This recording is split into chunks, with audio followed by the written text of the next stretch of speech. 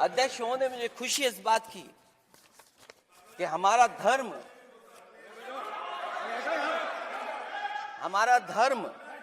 अध्यक्ष महोदय नहीं कुछ कहना चाहते हैं।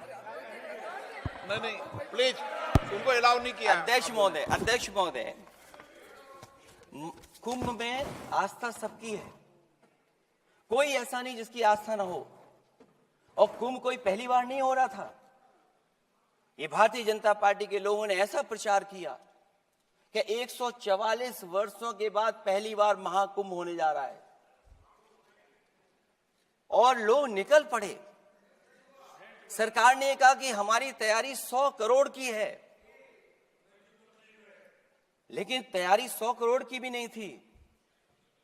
जिस तरह लोगों की जान गई है वहां पर, सरकार ने खुद स्वीकार किया अध्यक्ष महोदय के 30 लोगों की जान गई है।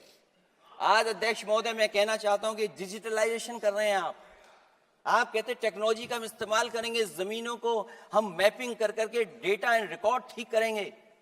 अध्यक्ष महोदय, ये बताएं कि वो 30 लोग कौन थे, उनके नाम क्या थे जिनकी जान चली गई। न केवल जान जाने वालों की, बल्कि अध्यक्ष महोदय ये सरकार बताए कि जो लगभग 1000 हिंदू खो गए हैं, जो अभी तक नहीं मिले, जो अभी तक नहीं खोज पाए हैं, वो 1000 हिंदू की सूची कहां है?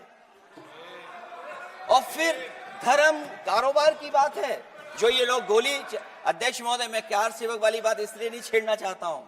अध्यक्ष महोदय, ये शायद माननीय सदस्य जानते नहीं कुछ सच्चाई नहीं जानते। अध्यक्ष महोदय, ये संविधान की वजह से, संविधान को बचाने के लिए, हिंदू एकता को बचाने के लिए कुछ फैसले लिए गए, लेकिन एफआईआर हम लोगों पे नहीं लिखी गई थी।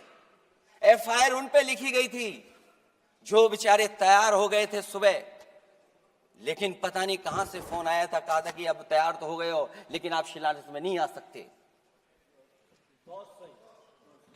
इसलिए बात को इधर से उधर नहीं में ले जाना चाहता। अखिलेश जी, जरा वक्त पे भी आ जाओ। अच्छा, वक्त पे आ रहा हूं। नहीं, वक्फ पे अध्यक्ष इसलिए आ रहा हूं क्योंकि वक्फ समझने के लिए भारतीय जनता पार्टी की सोच क्या है। और ये अध्यक्ष महोदय जब ये कह रहे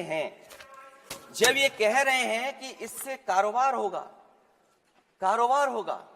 अध्यक्ष महोदय, धर्म की चीजों से कारोबार नहीं हो सकता।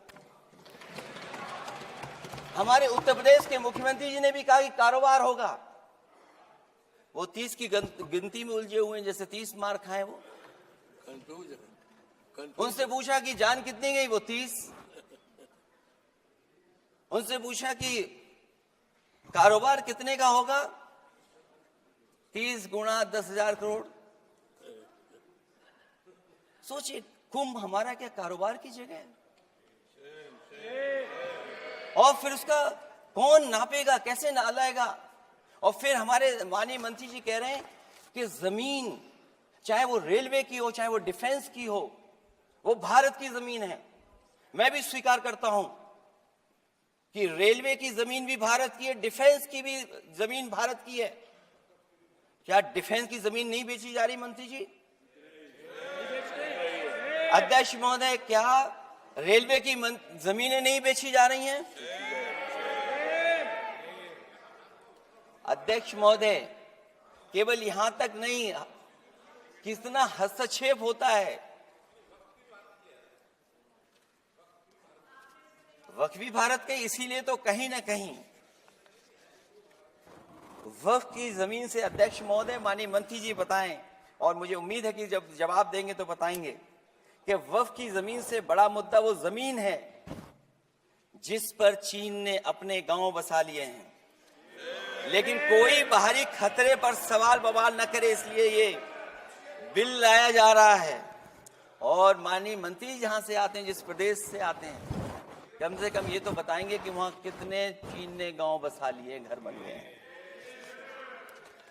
अध्यक्ष महोदय, आपके माध्यम से सरकार गारंटी दे कि वक्फ की जमीन कभी भी किसी भी पैतरेबाजी से, किसी और मकसद के लिए किसी और को नहीं दी जाएगी। वक्फ की वर्तमान व्यवस्था में चाहे 5 साल के धर्म पालन की पाबंदी की बात हो या कलेक्टर से सर्वेक्षण के हस्तक्षेप की बात हो, या वक्फ परिषद या बोर्ड में बाहरियों को शामिल करने की बात हो, इन सब का उद्देश्य मुस्लिम भाइयों के सार्वजनिक अधिकार को छीनकर उनके महत्व और नियंत्रण को कम करना है। ट्रिब्यूनल के निर्णय को अंतिम न मानकर उच्च न्यायालय में लेकर जाने की अनुमति देना दरअसल जमीनी विवाद को लंबी न्यायिक प्रक्रिया में फंसाकर वक्फ भूमि पर कब्जों को बनाए रखने का रास्ता खोलेगा। सबसे बड़ी बात यह कि वक्फ बिल के पीछे की न तो नीति सही है, न नियत। ये देश के करोड़ों लोगों से उनके घर दुकान छीनने की भी साजिश है। भाजपा एक अलोकतांत्रिक पार्टी है। वो असहमति को अपनी शक्ति मानती है। जब देश के अधिकांश राजनीतिक दल वक्फ बिल के खिलाफ हैं, तो उसे लाने की जरूरत क्या है जो जिद क्यों कर रहे हैं सरकार।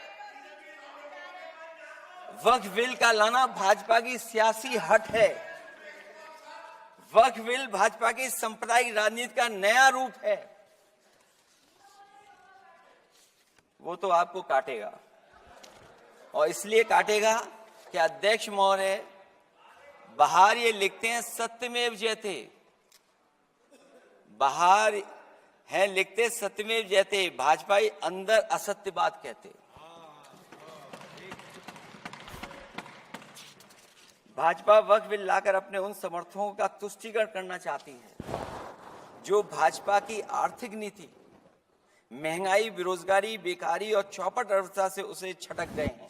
क्योंकि अध्यक्ष महोदय, जब से वोट में गिरावट आई है, और खासकर उत्तर प्रदेश में भी, तब से भारतीय जनता पार्टी की कोशिश है कि अपना वोट कैसे संभाला जाए। ये वोट को संभालने के लिए बिल लाया गया है। भाजपा का लक्ष्य वक्फ की जमीनों पर है। इन जमीनों का नियंत्रण अपने हाथ में लेकर इन जमीनों को पिछले दरवाजे से अपने लोगों के हाथों में दे देना चाहती है। भाजपा चाहती है कि वक्फ बिल लाने से मुस्लिम समुदाय को लगे कि उन पर हक को मारा जा रहा है, वो उद्वेलित हों और भाजपा को ध्रुवीकरण की राजनीति करने का मौका मिल सके।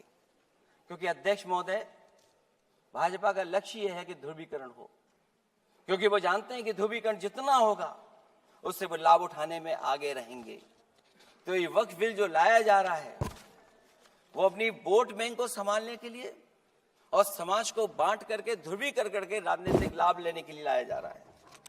और अगर इसके लिए नहीं लाया होता तो पहले से जो जितने फैसले लिए सरकार ने, क्या उससे देश और प्रदेश में कोई बड़ा बदलाव आ गया है? अगर स्मार्ट सिटी का बात करें तो कितनी स्मार्ट सिटी